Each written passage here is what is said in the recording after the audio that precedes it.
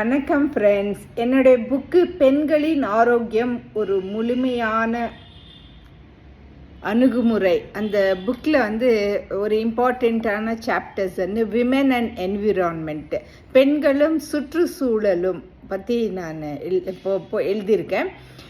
பெண்கள் தனக்கும் நல்லா பார்த்துக்கணும், ஃபேமிலியும் நல்லா பார்த்துக்கணும், சொசைட்டியும் நல்லா பார்த்துக்கணும். அதே டைமில் நேச்சரை பற்றி அவங்களுக்கும் கேர் இருக்கணும். ஏன்னா இன்றைய சூழ்நிலையில் என்விரான்மெண்டல் பொல்யூஷன் நிறைய இருக்குது.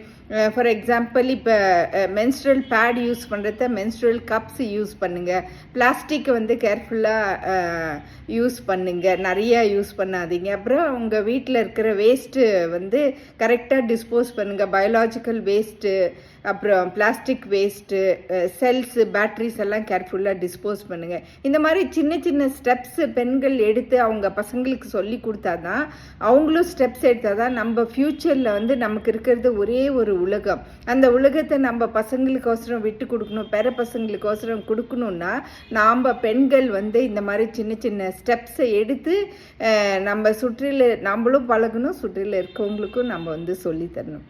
Thank you friends.